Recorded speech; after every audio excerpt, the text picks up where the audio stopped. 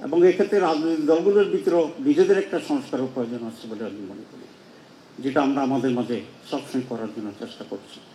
এখন খুবই গুরুত্বপূর্ণ দুটো বিষয়কে সামনে রেখে সরকার একটি জাতি গঠনের দিকে উদ্যোগ নিতে হবে, যেটি আমাদের সবচেয়ে বড় ক্রাইসিস। আমাদের বড় ক্রাইসিস হচ্ছে অনেস্টি, আমাদের বড় ক্রাইসিস হচ্ছে মোরালিটি, আমাদের বড় ক্রাইসিস হচ্ছে sense of accountability and accountability. উপস্থিত আজকে যাদের সুযোগ্য নেতৃত্বে এই বাংলাদেশ অথবা আগামী বাংলাদেশ, সে সমস্ত প্রাজ্ঞ বিজ্ঞ রাজনীতিবিদবৃন্দ, আসসালামু আলাইকুম রহমতুল্লাহ। আজকের প্রোগ্রামটি তো বক্তৃতার নয়, সেটা তো বারবার দৃষ্টি আকর্ষণ করা হচ্ছে, এবং সংস্কারের যে সমস্ত উপাদান আছে সেগুলি নিয়ে আমি আলোচনা করতে চাই। আমি ধন্যবাদ জানাতে চাই এই সরকারকে আজ হল এবং এই সরকারের সংস্কারে যারা প্রতিনিধিত্ব করছেন তাদেরকে। আমি মনে করি সরকার এ বিষয়ে সঠিকভাবেই এগোচ্ছে এবং যে প্রক্রিয়া ওনারা আগাচ্ছেন, আলাদা আলাদাভাবে কমিটি করেছেন, আমাদেরকে সেইভাবে অবহিত করেছেন, আমাদের সংস্কার প্রস্তাবের জন্য আহ্বান করেছেন। প্রত্যেকটি সংস্কার কমিশনের পরে আবার একটা শর্ট কমিটি করেছেন সেগুলোকে সিনক্রোনাইজ করার জন্যে। তারপরে আজকে এটাকে প্রাথমিক ইনফরমেশন বা শুরুটা করেছেন, এরপরে ইন্ডিপেন্ডেন্টলি এবং ইন্ডিভিজুয়ালি পার্টি ওয়াইজ আবার এক্সচেঞ্জ করবেন, বলে this is the proper way. এরপরে আবার যত একটা প্রোগ্রাম এখানে হতে পারে এবং আমরা ঐক্যমত্যে পৌঁছব। আমরা এটা মনে করি যে 71 সাল থেকে 24শে অগাস্ট পর্যন্ত বাংলাদেশে নানা সরকার শাসন করেছে, ক্ষমতার পরিবর্তন হয়েছে, নানা ঘটনা এবং অঘটন ঘটেছে, কিন্তু আমাদের মৌলিক কোনো পরিবর্তন, গুণগত পরিবর্তন খুব কমই হয়েছে।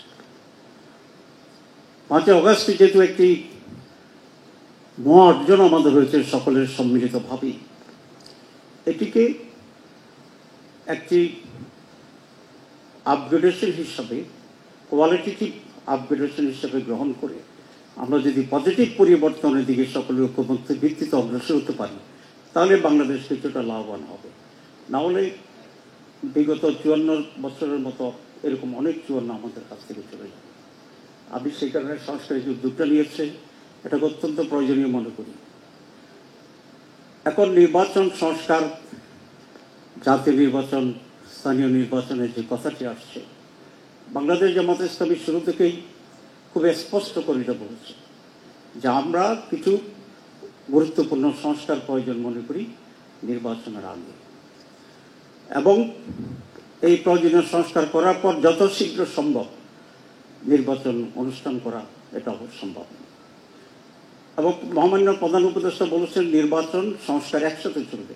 দিস ইজ আওয়ার প্রিন্সিপাল, দুটি একসাথে চলবে এবং একটি পর্যায়ে, কতিপয় পর্যায়ে একমত হয়ে আমাদের আগতে হবে, এই জন্য যাতে করে আমরা একটা বেটার বাংলাদেশ পাই, একটা বেটার সিস্টেম পাই এবং একটি সুন্দর নির্বাচন পাই, একটি সুন্দর সরকার পাই, একটি সুন্দর রাজনীতি পাই।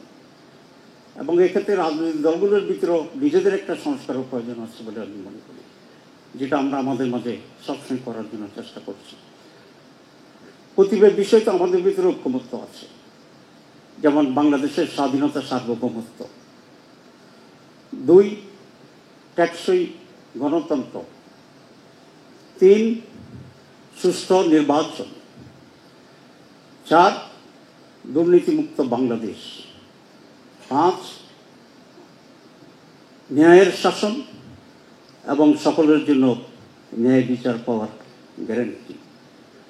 এই প্রতিটি বিষয় যদি আমরা ঐকমত্য পোষণ করতে পারি, এবং দ্বিমত পোষণ করার কোনো সুযোগ আছে আমি মনে করি না, এবং এটাকে টেকসই করা এবং বাস্তবায়ন যেভাবে হতে পারে সে পর্যায়ে যে সমস্ত সংস্কার প্রয়োজন, আমি মনে করি এখন ওই সমস্ত সংস্কারের প্রতি আমরা ঐকমত্য পোষণ করতে পারি।